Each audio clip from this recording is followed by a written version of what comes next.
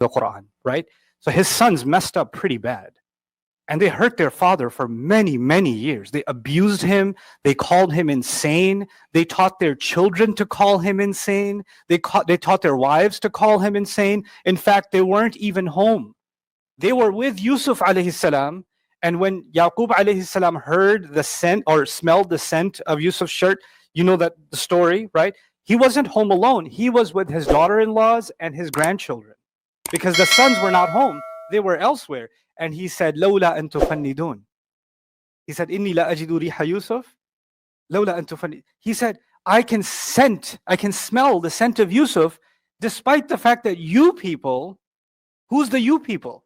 That's his daughter-in-laws and his grandchildren. You people think that I'm insane. Where did they learn to call him insane? From his own sons. And these are the sons that know that their father is in fact a prophet. They know that. They actually know that. They know that he's the son of Ishaq, who is the son of Ibrahim alayhi salam. Wa alayhim salam. So they know all of that, and yet they committed these horrible crimes inside of the family. It's one thing that you owe the best to your father because he's your father. On top of that, he's a prophet too. So the level to which they messed up cannot be undermined. There's a pretty serious degree of crime here. But at the end of it all, the Quran seems to indicate that they felt bad about what they did. When they were finally confronted, when they were finally humbled, they feel bad about what they've been doing. And they come towards their dad and they say that you should, please make istighfar for us. Please pray for us, which is a way of saying, by the way, you cannot pray for someone if you hate them or if you have a grudge against them, right? So they're saying two things in one. They combined forgive us and pray for us all in one statement, because he cannot pray for them if he hasn't already what? Forgiven them, right? So when they said, can you make istighfar to your Rabb for us? Then at that point, they're asking him to forgive. But he's a human being. And Yaqub alayhi salam has cried so much that he's lost his sight for a long time, that Allah brought back because of the shirt. So it's not an easy, it's not, oh, this one time you hurt my feelings. This is years and years and years. And not only did they hurt Yusuf alayhi salam and their father, in fact, Yusuf's, full brother, Binyamin, they kept abusing him too. They kept hurting him too. So this is a long history of crimes. So just one sorry is not going to cut it. That's not good enough. So even their father turns to them and says, "Sawfa astaghfiru lakum Rabbi." He says, I will, not just yet. So the sawfa, some mufassirun comment here, yushir ila ta'khir. There's a little bit of a delay. He's saying, I'll get there. I'm not there yet. I'm not ready to forgive you yet.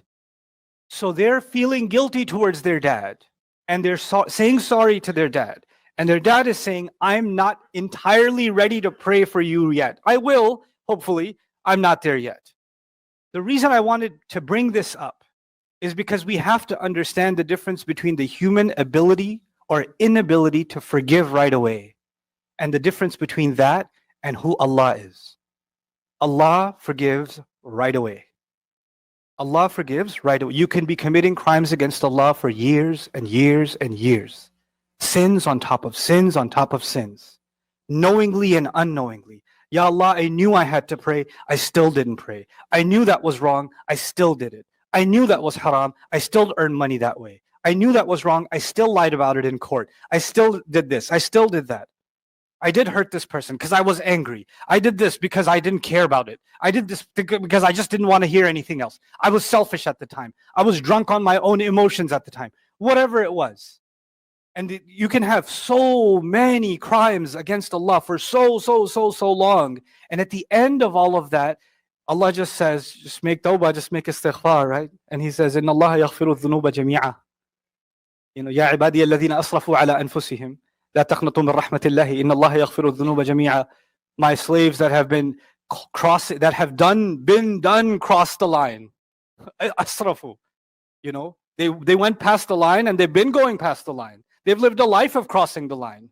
Don't lose hope in Allah's loving care. Allah will forgive all sins. Just come back. Just make istighfar, right? But then that sounds too easy. And because we know that when you ask somebody else for forgiveness, they don't forgive that easily. So what we do is something that we don't realize we're doing. We do something in psychology, they call it projection.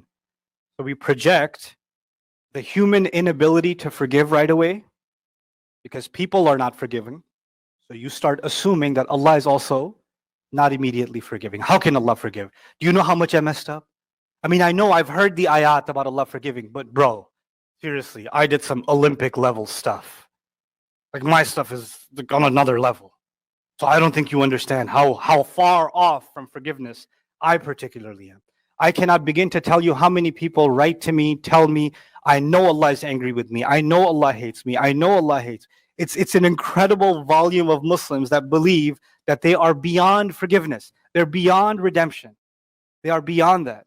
And what I want you to know is, first of all, guilt is a good thing. That's where I started. Guilt is a good thing. But the wrong kind of guilt is what? Allah will never forgive me. I'm too far gone. You know who believes Allah will never forgive him? Iblis. He actually believes that. And if I share that belief with him, then I've joined the wrong team.